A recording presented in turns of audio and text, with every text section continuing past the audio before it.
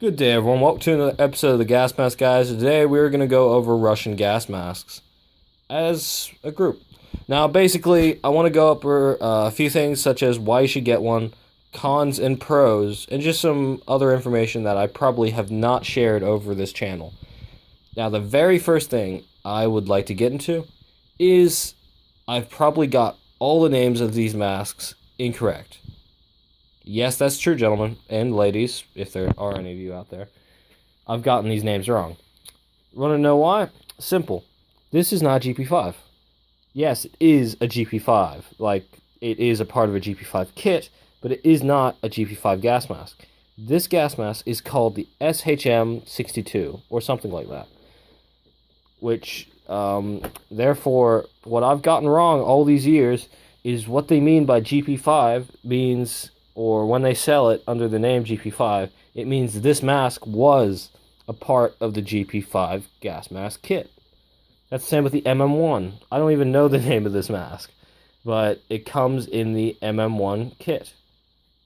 It's the same with the PMG2. And I forget what the civilian version is called.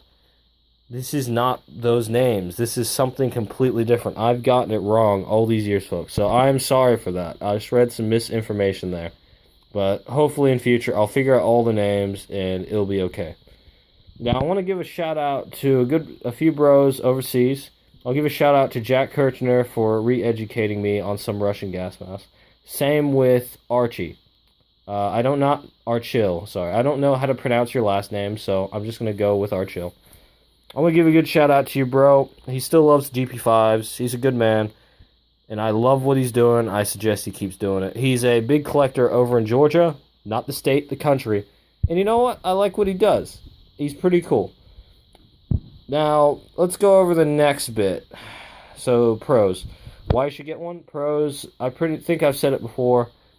Why else would you want these? You could use them for plays, videos, homemade videos. You can use them for pranks. You can have fun with them. You dress up. You can actually protect yourself from tear gas if you wear one that has a tight fit and the right filter. And you know what? They're just generally cool-ass items that you could add to a collection or display. Now, recently, I rented out 2 of these masks, which I'm going to do a video on in the next few days.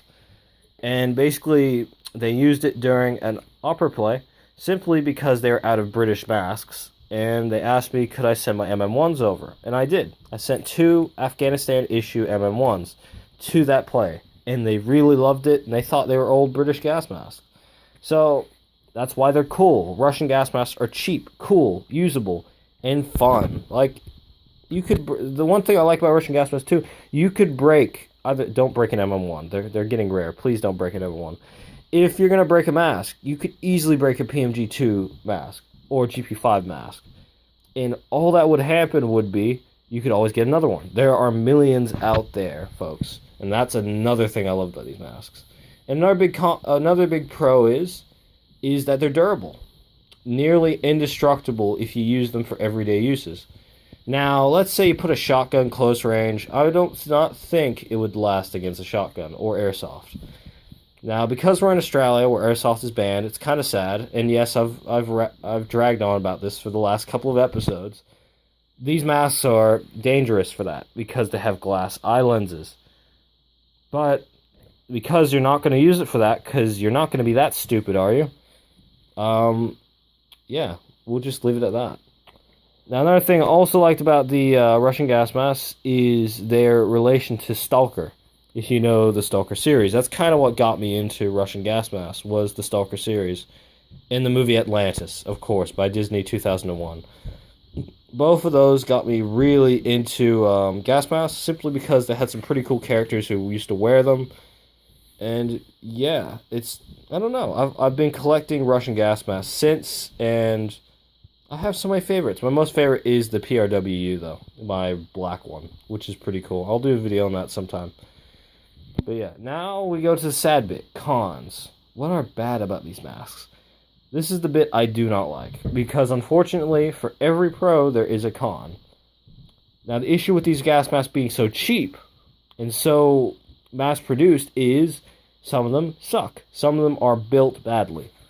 So some of these have crappy straps, cracked eye lenses, so made out of weak glass. Some of them have faulty intake-exhale valves, faulty diaphragms that crack easy under certain temperatures. Actually, some of these melt if you're not careful.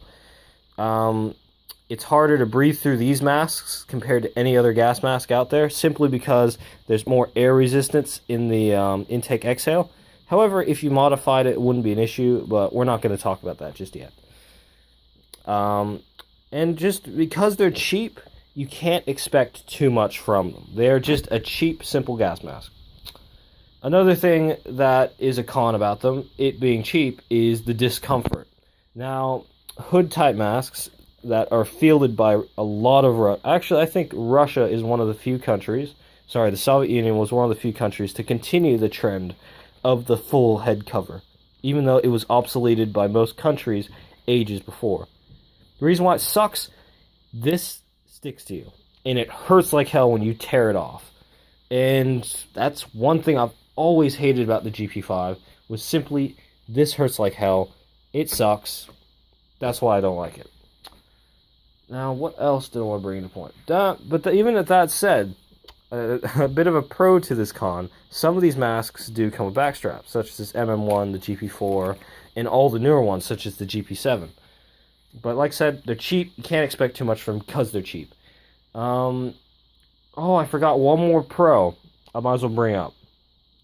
These masks are amazing for parts.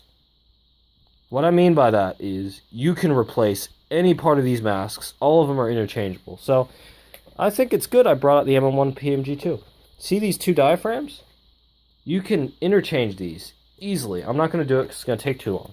But you can interchange the eyepieces even though they're of different lengths, you can adjust it to where it'll fit. You can add rubber seals to it. Intake valves are completely interchangeable. They're the exact same size for every Russian gas mask made of this type. Not the newer ones. Newer ones have different things. And yeah, everything's interchangeable. That's another thing I love about Russian gas masks. And yeah. What's another con to them? Another con. People don't like them that much, such as collectors. They are viewed as worthless by many collectors. I do disagree on this, but however, it is true. Russian gas masks are very common, therefore regarded as very low class to rarer gas masks. But not that I mind. I'm not in for that anymore. But yeah, anyway, this was a quick video on the Russian gas mask. I know it's taken 8 minutes, but you know what? I thought I might as well do this video. Anyway, I hope you guys enjoyed the video. I'm going to do some more soon. And yeah, hope you guys enjoy the rest of your day. See ya.